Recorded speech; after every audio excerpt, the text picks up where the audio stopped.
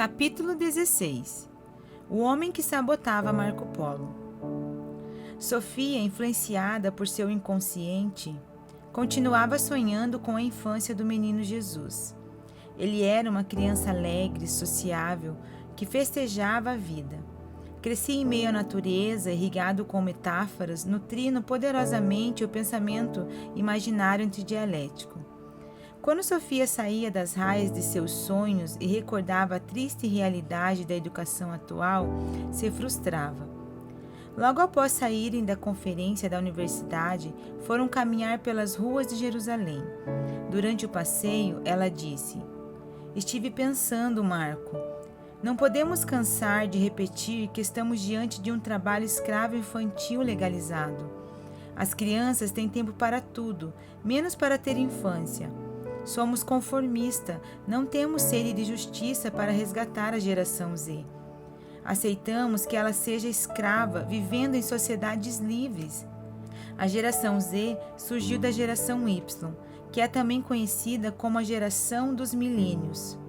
Falta consenso a respeito do período que corresponde à geração Y, mas em tese são pessoas nascidas entre os anos 1980 e 2000. Essa geração não se desenvolveu antes nem durante a explosão de bombas e canhões da Segunda Guerra, nem tampouco durante a Guerra do Vietnã, mas na época da explosão das multimídias, da acessibilidade, da comunicação, do uso de computadores pessoais, do acesso à internet e da safra dos smartphones. A geração Y teve filhos, a geração Z. Marco Polo estava preocupadíssimo com essa geração, que era de seu filho Lucas. Somos injustos com a geração Z. Muitos dessa geração nasceram em pleno século XXI. São jovens super rápidos, super antenados, super conectados. Cresceram na era da internet e das mídias digitais, se embriagaram com as redes sociais, mas vivem paradoxos perigosos, apontou o pensador. E descreveu os paradoxos.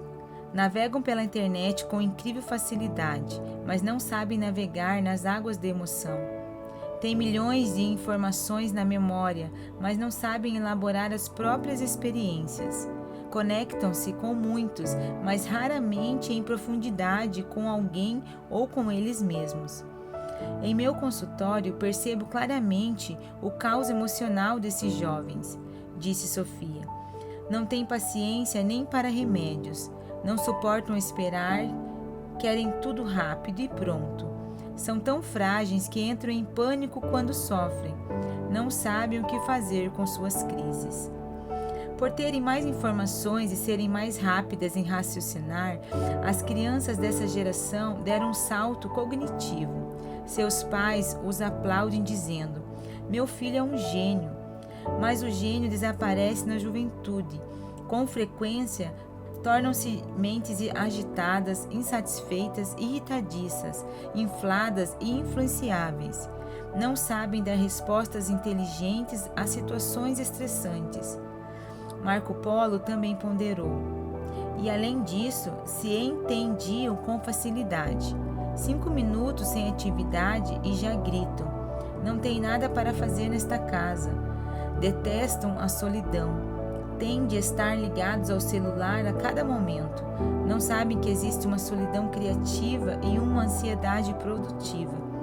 Os narcisistas se amam doentiamente, mas esses jovens da geração Y são antinarcisistas, se autoabandonaram. É triste detectar que eles não são fãs de si mesmos, não conseguem ficar sozinhos. Se a sociedade nos abandona, a solidão é amarga, mas suportável. Porém, se nós mesmos nos abandonamos, ela é insuportável. Era o que Marco Polo sempre dizia. Depois desse diálogo, fez uma pausa e suspirou. "Ah, Lucas, meu filho, o que eu não daria para que você fosse seu próprio fã? O que eu não faria para que tivesse um romance com a sua saúde emocional?" Sofia olhou para ele e apertou suas mãos. Nesse momento, regado à sensibilidade, ela procurou conhecer melhor o homem que estava amando. E por falar em romance, há poucos dias me abri com você. Errei em não penetrar nas camadas mais profundas do meu ex-marido, mas não quero errar de novo. Quero saber quem é você, Marco Polo. Como você se define? O psiquiatra parou de andar, olhou para o alto como se estivesse recordando os capítulos vitais de sua história como ser humano. Em seguida, sentou-se num banco de uma praça que estava a menos de 5 metros deles. Sofia também se sentou. O pensador iria abrir textos do livro de sua vida que jamais abrira. Como um artesão da vida, tentou se definir com poesia. Sou um simples garimpeiro. Não crio o ouro, removo as pedras, sobretudo as minhas. Sou um homem que tem consciência de que sucessos e fracassos, risos e lágrimas, aplausos e vaias fazem parte da biografia do ser humano, principalmente da minha. Sou um amante que acredita no poder das diminutas sementes, no amor que é calmo e crescente, não nas labaredas da paixão. A paixão é forte como madeira seca, produz calor imediato, mas a madeira acaba e o frio retorna. As pequenas sementes produzem uma floresta. Nunca faltará madeira para nos aquecermos. É nesse amor que acredito. É com esse amor que quero amar você. E a beijou prolongadamente. Em seguida, ela declarou: falei de mim, das crises com meu pai, da escolha errada de meu ex-marido, das mazelas emocionais que sofri. Sei que você, ao debater os códigos do mestre dos mestres, se abriu publicamente, mas gostaria de conhecê-lo de maneira mais íntima e profunda. Quais dificuldades você enfrentou na relação com Lucas? Claro que ninguém fabrica uma personalidade, mas o que aconteceu para uma mente brilhante como a sua entrar em rota de colisão com seu filho? Por que não conseguiu evitar que ele se autodestruísse? Marco Polo não se esquivou da pergunta. Faltou falar das minhas lágrimas para que meu filho chorasse as dele. Faltou falar dos meus fracassos para que ele entendesse que não há céu sem tempestades, que ninguém é digno do sucesso se não usar os próprios fracassos para conquistá-lo. Enfim, faltou-lhe transferir o capital das minhas experiências. Mas você não tentou fazer essa transferência? Tentei. Não é desculpa. Sei que os maiores inimigos estão dentro de mim. Mas houve uma obstrução, uma sabotagem na relação com meu filho. Quem? Indagou Sofia, espantada. O pai de Ana, minha esposa. Sofia fez uma pausa e, curiosa, perguntou: antes de falar desse homem, me diga como era Ana. Ela era incrível, amável, generosa, doadora, colaboradora, embora fosse hipersensível e um pouco ansiosa. Desculpe-me por falar dela. Não se constranja. Se você foi bem resolvido com ela, certamente terá mais chance de ser bem resolvido comigo. Vocês eram grandes amigos? Sim, eu e Ana éramos amantes e grandes amigos. Sofia ficou admirada. E o pai dela? Que tipo de homem ele era? Por que o sabotou? Ele é um dos homens mais ricos do mundo. Não me diga. Mas estava na plateia quando você falou para os bilionários? Não se mistura. Só anda com uma corja de bajuladores. Mas o que ele fez de tão ruim na sua relação com Lucas? Raramente você me vê julgando alguém, mas não posso me calar. O doutor Amadeus Lúcio Fernandes é um homem impulsivo, arrogante, frio, volúvel, autoritário, ególatra. Tem sede e fome de poder. Elimina quem o contraria. Imagine como ficou abalado quando um psiquiatra se casou com sua única filha. Pensou que você ia diagnosticar a loucura dele? Ana teve um pai problemático como eu. Eu tentei conquistá-lo de diversas formas, mas foi impossível. Ele resistia fortemente a entrar em camadas mais profundas de sua mente. Creio que seu transtorno mental piorou quando a mãe de Ana se suicidou. Poxa, ele teve alguma culpa? Você conhece a minha posição. Em tese, ninguém é responsável pelo ato de suicídio de outra pessoa, mesmo se quem tirou a própria vida deixou bilhetes condenatórios. Entretanto, ele foi um fator estressante. Todos os dias humilhava, criticava, transformando-a numa serva emocional. Mas ela poderia se livrar desse homem em vez de atentar contra a própria vida. Infelizmente, como você mesmo diz, não apenas as drogas, mas as pessoas também viciam. Sem dúvida, há milhões de casais que brigam a vida toda e não se separam. Não apenas se amam, mas são viciados um no outro. Viciados em disputar, apontar falhas, criar atritos. Foi nesse ambiente que Ana cresceu. Você tentou tocar no assunto do suicídio? Com Ana, sim.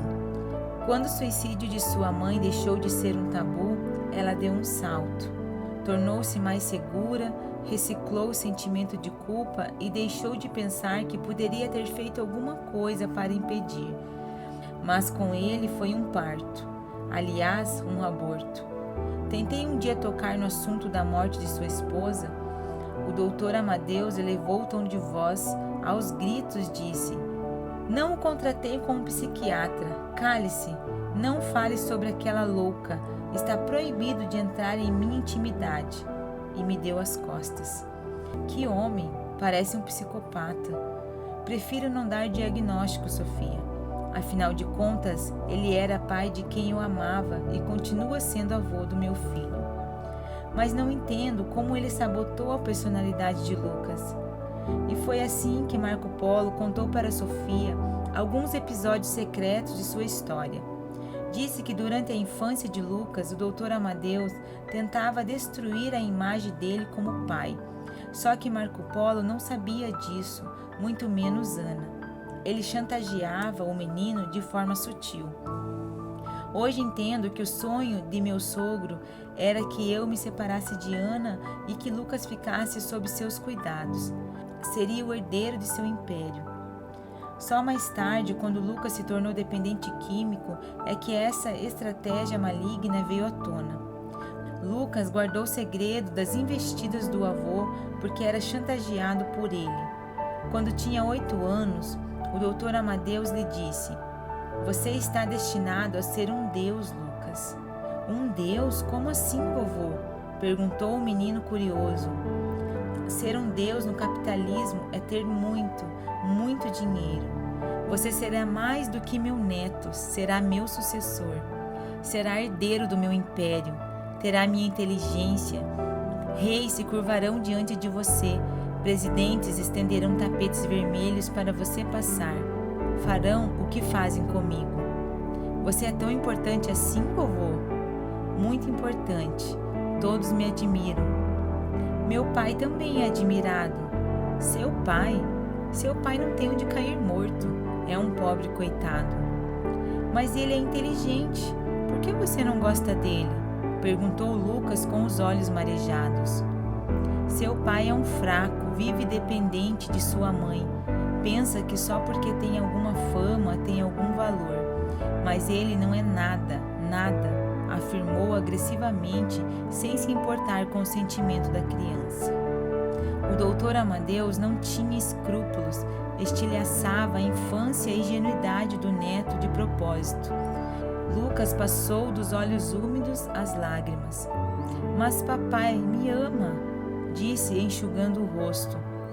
Marco Polo era o herói de Lucas, um herói saudável, de carne e osso, com todos os seus defeitos. Ao mesmo tempo, era um contador de histórias, um cantor desafinado. Ensinava seu filho a pensar e a viver, mas o doutor Amadeus desfigurava a imagem dele. Era um vampiro que sugava o sangue de Lucas aos poucos, não um predador voraz que abocanha rapidamente sua vítima. Não chore, um homem tem de aceitar a realidade. Aceite que ele gosta mais dos pacientes, mais de suas palestras do que de... É mentira. Mentira? Pense comigo. ele viaja muito? Sim, respondeu o menino, soluçando e limpando seus olhos novamente. Não se engane, se você fosse importante para Marco Polo, certamente ele lhe daria mais atenção, tal como eu dou. E começou a colocar dúvidas na cabeça do menino. Não é verdade, não é verdade, ele me ama, afirmava Lucas chorando. Astuto, o avô dizia. Ok, está bem, mas apenas pense no que lhe disse, e não conte nossas conversas para o seu pai nem para sua mãe. E para mostrar o tanto que eu amo você, vou lhe dar não apenas um presente, mas 10. 10 presentes? Sim, 10, e tudo que você escolher. Nossa, qualquer coisa que eu escolher? Sim, qualquer coisa. Marco Polo sempre comentava que os avós eram importantíssimos na educação dos netos, mesmo quando ultrapassavam alguns limites. Mas quando seu sogro ficava com o neto durante as férias, quebrava todos os limites. Destruía a imagem do pai e depois aliviava a dor do menino, superprotegendo-o. Era um assassinato planejado da infância dele. Marco Polo tentava conversar com Ana sobre as sutilezas do pai, mas Ana, ingênua, dizia: meu pai não faz mal a ninguém, ele é sozinho, Marco Polo. Lucas precisa do avô. E assim os anos se passaram. O doutor Amadeus comprava o silêncio do neto, dando-lhe uma liberdade irresponsável. E tudo ocorria longe dos olhos dos pais, pois ele morava em Miami, enquanto Marco Polo e Ana moravam muito distante, em Los Angeles. Depois de contar toda essa história para Sofia, Marco Polo chorou. Como não percebi que estava sendo sabotado? Aliás, eu percebia algo estranho, sabia que o doutor Amadeus não era um homem educador, mas jamais imaginei que ele engenhosamente tentasse me desconstruir. Meu Deus, como há pessoas más neste mundo, comentou Sofia emocionada. Quando o doutor Amadeus ficou sabendo do sucesso da conferência de Marco Polo para os bilionários em Jerusalém, num rampante de raiva disse para um amigo: se eu estivesse presente, teria desmascarado esse cientista de segunda categoria, teria enxotado esse crápula. Tenho certeza que ele matou a minha filha Ana, ou pelo menos contribuiu para a morte dela. Era um homem paranoico que cria em teorias da conspiração. Em seguida, Marco Polo olhou bem nos olhos de Sofia e confessou algo temeroso. Sou um homem destemido, você sabe disso, mas temo meu sogro. Ele está tramando algo perigoso para a humanidade. Como assim? Indagou a psiquiatra preocupada. Você sabe que temos drogas que tratam a depressão, mas não temos drogas que produzem alegria. Sim, claro. Do mesmo modo, temos drogas para tratar a ansiedade, mas não temos drogas para produzir a paz, a tranquilidade. O doutor Amadeus diz que está produzindo essa droga em seu mega laboratório. Você está brincando, Marco Polo. Queria estar, Sofia, queria estar. O doutor Amadeus tinha muitas empresas que faturava dezenas de bilhões de dólares anualmente. Mas a mais lucrativa era um gigantesco laboratório farmacêutico. Ele soube há muitos anos das questões que tiravam o sono de Marco Polo. A humanidade estava diante da geração mais triste e emocionalmente doente que pisou nesta terra, embora estivesse exposta à mais poderosa indústria do lazer da história. Certa vez, enquanto Ana e Marco Polo o visitavam em Miami, ele passou pelo escritório do Dr. Amadeus e o ouviu falar de forma histriônica ao telefone com o presidente da sua indústria farmacêutica sobre seu projeto ultra secreto. Assim como inventaram drogas para disfunção sexual, para controlar a epilepsia, para combater infecções, para tratar de doenças psiquiátricas, eu estou produzindo a droga da felicidade. Libertarei a humanidade da angústia, do desânimo, da tristeza. Os jovens não vão mais usar cocaína e heroína. Os índices de violência vão despencar. O número de policiais de presídios diminuirá. Qualquer pessoa pobre será feliz e, consequentemente, me deixará muito mais rico, como nenhum outro ser humano. Serei um homem de centenas de bilhões de dólares. E terminou com uma risada macabra. O Dr. Amadeus era um homem louco, louco por dinheiro, louco por status, louco por poder político.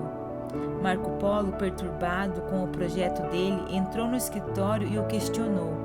Que droga é essa que o seu laboratório está desenvolvendo? Não lhe diz respeito, saia do meu escritório.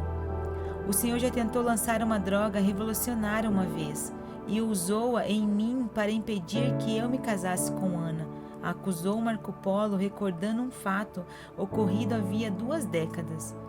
Você é um louco, não um psiquiatra. Sua nova droga poderá ser um desastre mundial, poderá produzir zumbis emocionais. Vocês, psiquiatras, são gananciosos. Querem que o ser humano continue doente, triste, deprimido para poderem cobrar o tratamento. A humanidade ficará livre dessa casta, livre de vocês. Essa droga poderá isolar o ser humano ainda mais do que as redes sociais têm isolado. As crianças já não brincam mais, os adolescentes já não se aventuram e os adultos já não sonham. Por favor, não jogue uma pá de cal sobre o caixão da liberdade humana. Tolo, serei o salvador do mundo, serei mais cultuado do que Jesus, mais admirado do que Abraham Lincoln, mais aplaudido do que Martin Luther King e mais inovador do que o Steve Jobs. Disse antes de dar gargalhadas. Cuidado, eu usarei o meu prestígio como cientista para me opor a esse projeto. Saia desta casa agora. E assim expulsou Marco Polo. Nunca mais se falaram. Infelizmente, 1 ano depois, Ana morreu. A eterna namorada de Marco Polo foi vítima de uma grave doença pulmonar autoimune. Depois desse episódio, a rejeição que o Dr. Amadeus nutria pelo genro se transformou em ódio. Lucas, infelizmente, nunca conseguiu aceitar a perda da mãe. Marco Polo tentava conquistá-lo, mas sua estratégia não foi eficiente. O avô, para sabotar a educação do psiquiatra sem que este soubesse, deixava à disposição de Lucas um cartão de crédito ilimitado. A superproteção continuava em larga escala. Depois de Sofia ouvir atentamente a história de Marco Polo, entendeu melhor o drama do homem que estava cativando sua emoção. Passou a admirá-lo ainda mais. Nenhum educador é senhor do processo de formação da personalidade dos seus educandos. Os filhos desenvolvem a própria mente fora do controle dos pais, ainda mais Lucas, que sofreu a perda trágica da mãe e um terrorismo psicológico inimaginável do avô. Mas, se eu tivesse sido eficiente em transferir minhas experiências, se tivesse tido a capacidade de levá-lo a falar dos fantasmas emocionais que o assombravam. Lucas teve algumas overdoses. A possibilidade de perdê-lo é um vampiro que me sangra o coração. E fez uma pausa antes de completar seu pensamento com notável inteligência. Não mudo o passado para reconstruir o presente. Reconstruo o presente para mudar o futuro. Excelente, os melhores dias estão por vir, Marco Polo, disse ela emocionada. Depois disso, Sofia se aproximou de seus lábios e beijou-o suavemente. Abriu seus braços e o acolheu. Todo homem cônscio das intempéries da vida, cedo ou tarde, precisa ser acolhido, abraçado, acariciado. Por trás de gigantes há pequenos seres humanos clamando por afeto. Chegara a vez do pensador da psiquiatria. Cada dia desse intrépido pensador era uma jornada épica para desvendar os misteriosos códigos da felicidade proferidos no Sermão da Montanha. Marco Polo precisaria de fato decifrá-los, não apenas para contribuir para a melhoria da humanidade ansiosa e entristecida, mas também para ele mesmo reciclar os terremotos emocionais que o abalaram e as dramáticas tempestades sociais que ainda desabariam sobre ele.